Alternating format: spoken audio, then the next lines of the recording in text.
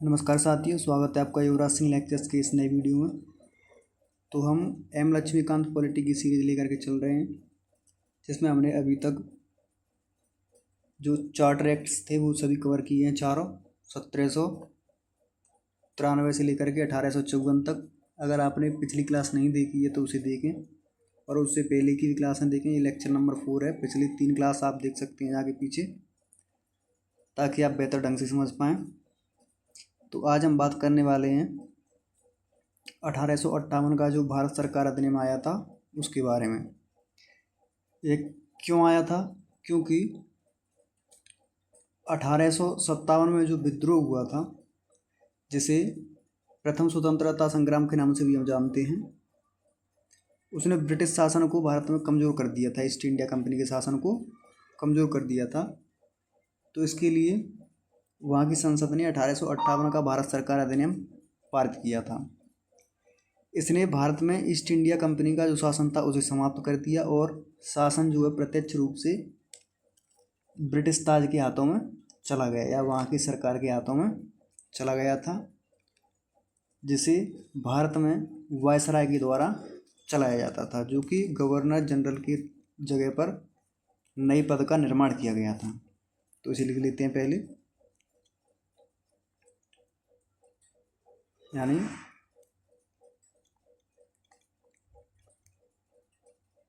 इस कानून का निर्माण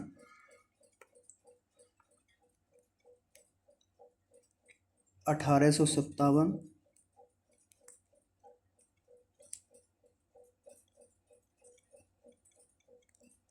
के विद्रोह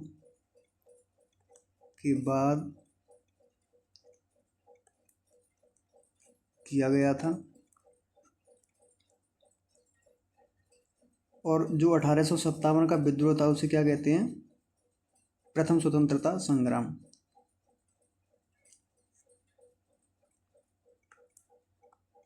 जिसे प्रथम स्वतंत्रता संग्राम भी कहते हैं, जिसके जो प्रमुख सेनानी थे वो थे मंगल पांडे और रानी लक्ष्मीबाई, तात्या टोपे। ऐसे महान क्रांतिकारी थे जिन्होंने इसका 1857 के विद्रोह का नेतृत्व किया था। तो इस विद्रोह ने क्या किया था कि कंपनी के शासन को क्या किया, उसकी नींव हिला दी थी, यानी कमज़ोर बना दिया था। तो अब ब्रिटिश सरकार को ये डर था, वहाँ की सरकार को, कि कहीं कंपनी का शासन या हमारा अधिकार भारत से हट ना जाए। इसलिए प्रत्यक्ष रूप से उन्होंने शासन को अपने हाथों में ले लिया वहाँ की सरकार ने, और कंपनी का शासन समाप्त कर दिया था। तो इसे लिख लेते हैं हम।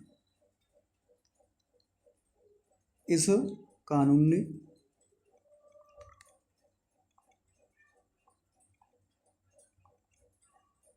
ईस्ट इंडिया कंपनी को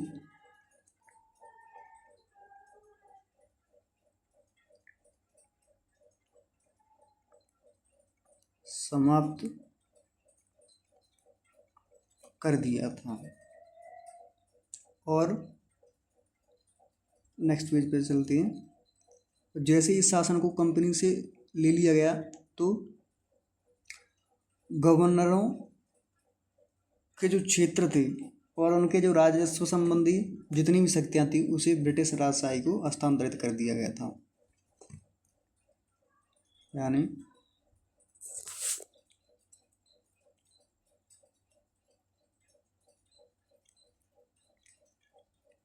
राजस्व संबंधी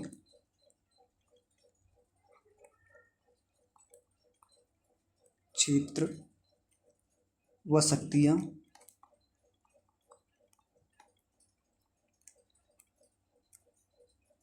ब्रिटिश राजशाही को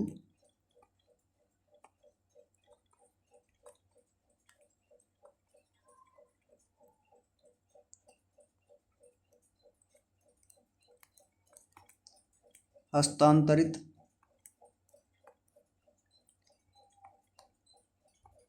कर दी गई। इसका परिचय अब इसकी विशेषताओं की बात करें, जिसकी कुछ प्रमुख विशेषताएं हैं, जैसे शासन को जो है, जो भारत का शासन था उसे सीधे महारानी विक्टोरिया के अधीन चला गया था, भारत का शासन कंपनी के हाथों से। और जनरल का पदनाम बदलकर अब भारत का वायसराय जो है कर दिया गया था। इसी वायसराय के पद से भारत के राष्ट्रपति का जो पद आगे चलकर सृजित किया गया था। और भारत शासन में जो है द्वैध शासन प्रणाली जो आरंभ हुई थी उसे समाप्त कर दिया गया था। और 15 सदस्यीय जो परिषद का गठन किया गया था उसमें एक सलाहकार परिषद भी थी, और परिषद का अध्यक्ष भारत सरकार या भारत सरकार के लिए भारत सचिव का पद जो है अपनाया गया था। तो इन्हें लिख लेते हैं।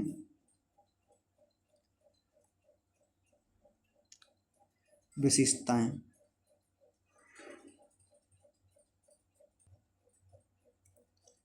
नंबर 1,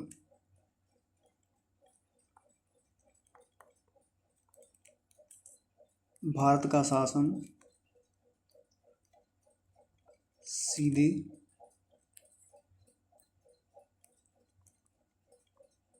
महारानी विक्टोरिया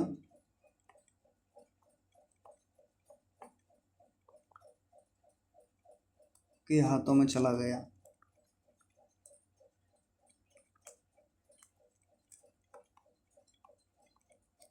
विक्टोरिया के हाथों में चला गया था। और गवर्नर जनरल का इसी में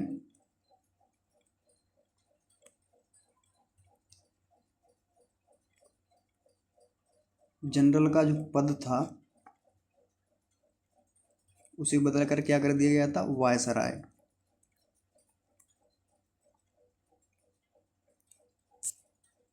तो ये बदलाव किए गए, एक तो कंपनी से शासन जो महारानी विक्टोरिया के हाथों में चला गया, और दूसरा जो कंपनी का शासन गवर्नर जनरल चलाता था, अब ताज का शासन वायसराय को सौंप दिया गया था भारत में।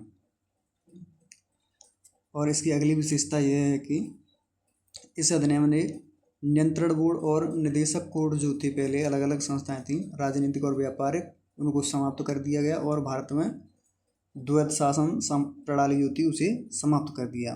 तो नंबर 2,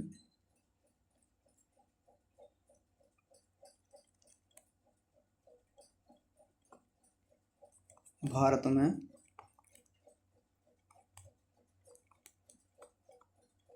द्वैध शासन प्रणाली को समाप्त कर दिया।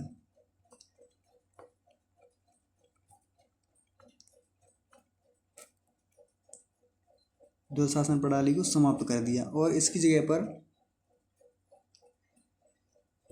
और एक और जो बदलाव किया गया था वह था कि एक नए पद यानी भारत के राज्य सचिव का सृजन किया गया, जिसमें भारतीय प्रशासन पर संपूर्ण नियंत्रण की शक्तियां निहित थीं। यह सचिव जो था वो ब्रिटिश कैबिनेट का सदस्य था और अंततः ब्रिटिश संसद के प्रति उत्तरदायी था, जो कि भारत में वायसराय से संपर्क करता था। तो नेक्स्ट पॉइंट,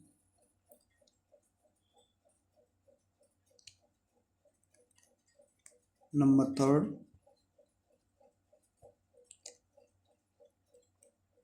एक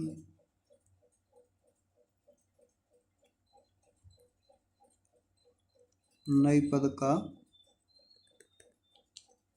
जो पद क्या था, भारत सचिव यानी भारत का राज्य सचिव।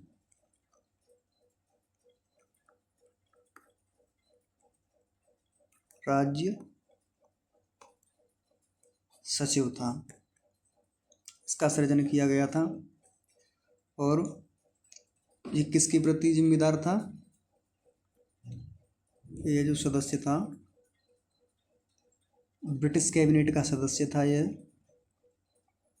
जो ब्रिटिश संसद में कैबिनेट होती थी उसका सदस्य होता था, ये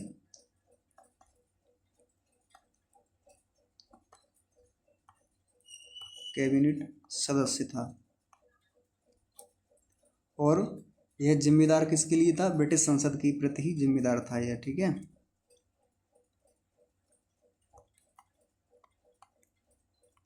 ब्रिटिश संसद के प्रति जिम्मेदार। तो ये नया पद बनाया गया था भारत के राज्य सचिव का, जो कि भारत में किसका निर्देशन करता था?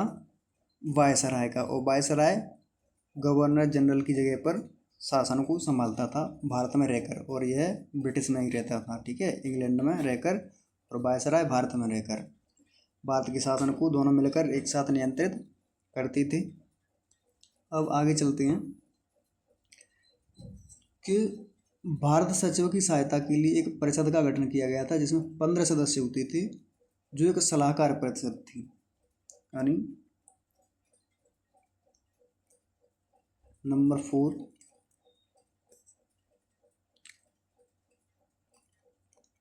भारत के सचिव, या भारत सचिव भी लिख सकते हैं, की सहायता के लिए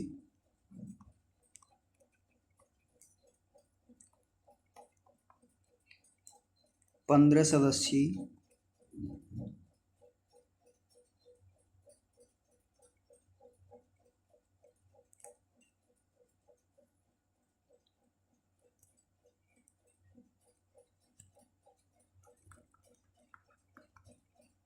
परिषद का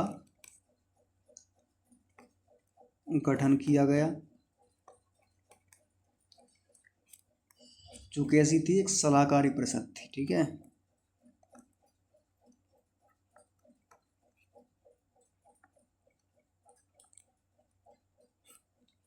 यानी भारत सचिव को यह सलाह देने का काम करती थी। और इसके साथ ही हम बताएं, नेक्स्ट चलें, इस कानून के तहत भारत सचिव की परिषद का गठन किया गया, जो कि निगमित निकाय थी, और जिसे भारत और इंग्लैंड में मुकदमा करने का अधिकार था। यह जो परिषद थी, यह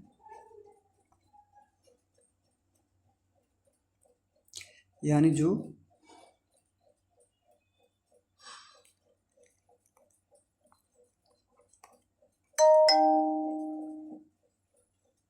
भारत सचिव परिषद थी, एक सलाहकारी परिषद थी,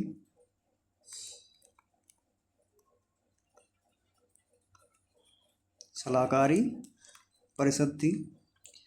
इस परिषद को भारत तथा इंग्लैंड यानी दोनों जगह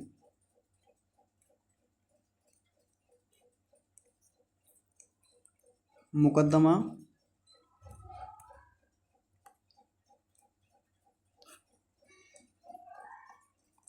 करने का अधिकार था।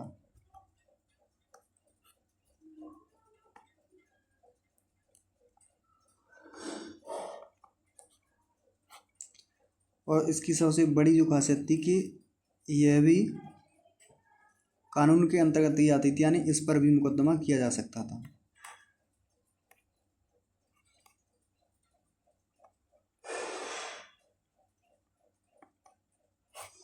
इस पर भी मुकदमा किया जा सकता था। अब निष्कर्ष के रूप में अगर देखें तो 1858 के जो कानून का प्रमुख उद्देश्य था, वह प्रशासनिक मशीनरी में सुधार था, जिसके माध्यम से इंग्लैंड में भारतीय सरकार का अधीक्षण और उसका नियंत्रण हो सकता था। इससे भारत में प्रचलित शासन प्रणाली में कोई विशेष परिवर्तन नहीं आया था, जैसा पहले था वैसा ही चल रहा था। बस गवर्नर जनरल जो था उसे वायसराय का पद बना दिया गया, और भारत के लिए इंग्लैंड में एक नया पद, भारत सचिव का पद सृजित किया गया था। बस ये दो बदलाव थे, और इसके अतिरिक्त कुछ खास बदलाव नहीं हुए थे, तो इसे लिख लेते हैं हम निष्कर्ष के तौर पर।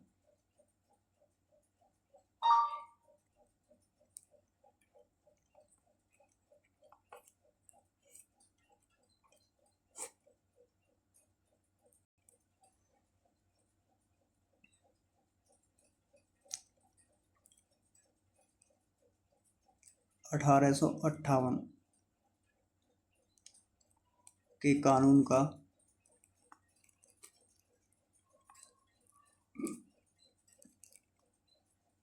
प्रमुख उद्देश्य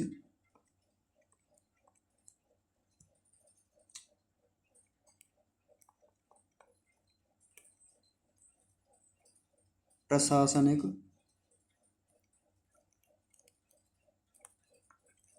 मशीनरी में सुधार करना था,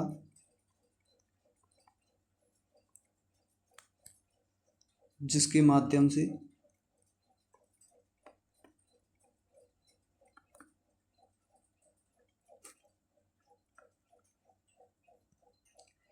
इंग्लैंड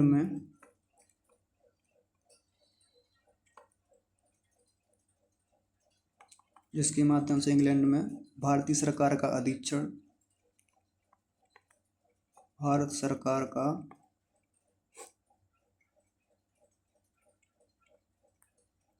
अधीक्षण यानी देखभाल और उसका नियंत्रण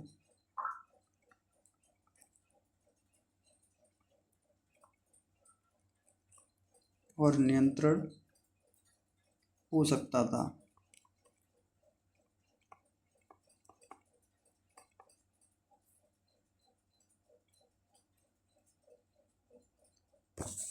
इसने भारत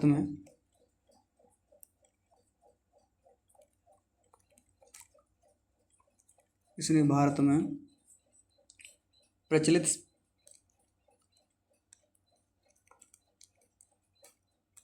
शासन प्रणाली में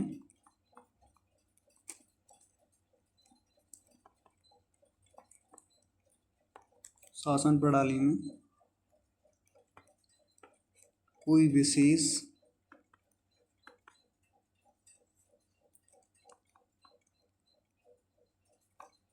परिवर्तन नहीं किया, ये इसका निष्कर्ष हो गया।